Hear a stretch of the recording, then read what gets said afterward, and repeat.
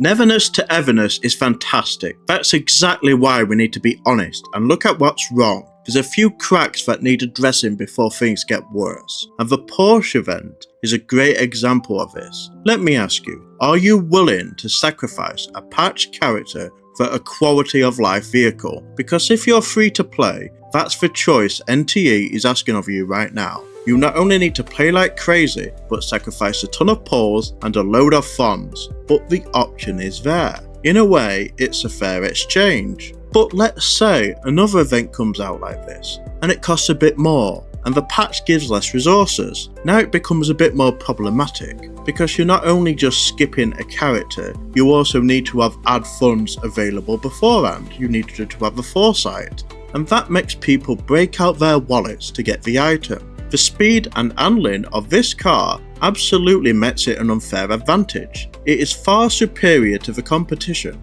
and when we have racing events that give out rewards, what this creates is a social pressure. It creates pressure on the players to believe that they need this item in order to compete, as without it, they are going to be weaker than their peers. Personally, I don't think the price tag is worth it. The rewards will never add up to the cost of entry.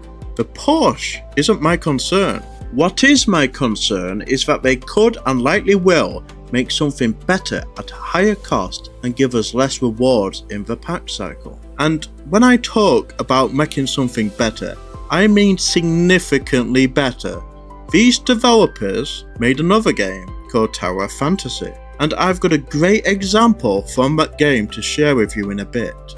But first, let me ask you, what's another way of adding quality of life to a game? Characters. Take Nanally for example. You can explore the world easily with your wall climbing ability, but exploration without her is absolutely dreadful. We could easily get a character with flight, which will be a must-pull purely for that reason alone, and anyone who wants to explore vertical areas in the future will have to get her. So these are all hypotheticals, right? Surely these developers wouldn't do this. Well, this is some footage from Tower Fantasy as I played the game until this character came out. Ask yourself, if this was implemented into the game today, would you be pulling for this character? I believe the answer for most of you would be an astounding yes. But hopefully the developers can have a bit more restraint this time. So these are just warning signs, but I've got my fair share of bad things to discuss about the game too. However, I don't want this to be a negative video. I do want to acknowledge that Neverness to Everness is doing some things right. I haven't felt much in the way of childlike glee in games recently, but I did find this in Anomalies.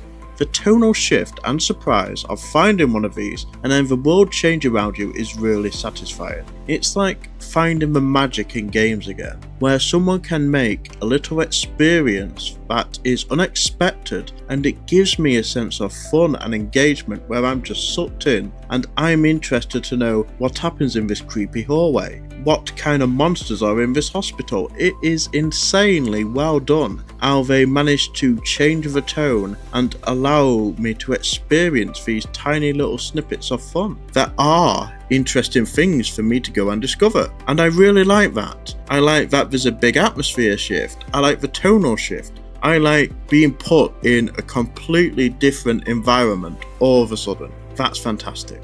There's another thing I really enjoy about this game as well, and that's the yearly reward system on the Gacha board. The ability to get early wins and cosmetics just feels fantastic. Pulling here feels like a reward. There is no dread of losing a 50-50. You even get the potential to go to a bonus stage at certain points, which keeps it exciting. But more importantly, the game respects my time.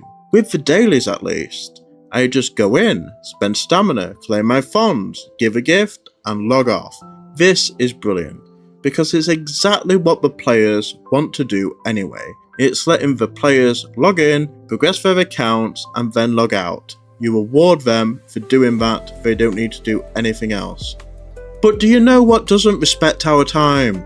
The weekly 700 city stamina is a broken system. The mere fact that this right here is optimal gameplay, clicking the same thing repeatedly for up to 30 minutes a week, has to change. This is brainless and stupid. It is tedious, it's a waste of time.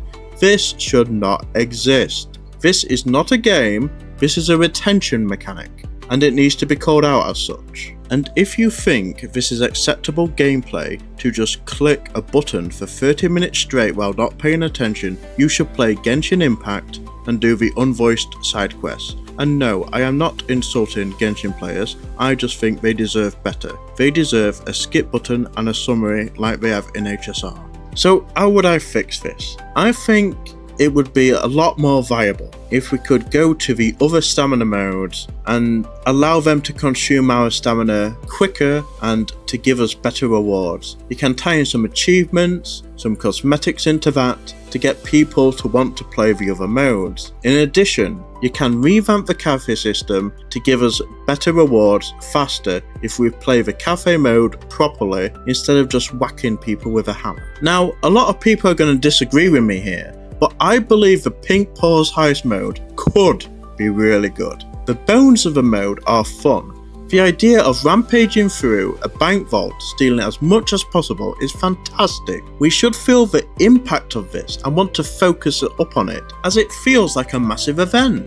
But it's far too much to ask players to complete this mode 5 to 10 times a fortnight. This mode should be a reward that we are excited to do. Loot as much as possible in a single run once a week and then we are locked out. That would be an exciting event where I can look forward to playing it once a week and then just get it over with. I don't want to grind it 5 to 10 times until I hate the mode.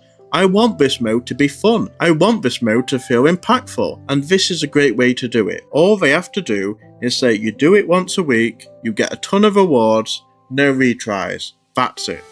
And yes, this makes it require an aspect of skill and luck, but you know what? Skill expression and luck should be part of the games we play. It keeps the experience exciting and meaningful. I'm sure you know this has been coming, but the endgame mode, Beyond the Whales, which is also known as Spiral Abyss, is a terrible idea. It was terrible in Genshin, and it's terrible in every game where it's copy and pasted into. It is not fun to wail on massive HP sponge monsters with a restrictive timer. Is that difficulty? I just call it frustration. But I believe in what NTE could be. It respects my time, for the most part, and then blatantly wastes it in other areas. Let's get that fixed. What changes would you like to see in NTE? Let me know in the comments. If you enjoyed this video, check out the related one. It's about games that may waste your time. Also, this video came out about 2 weeks too late. I've been traveling to Vietnam and I'm going to be here for 3 months. So far, it's fantastic.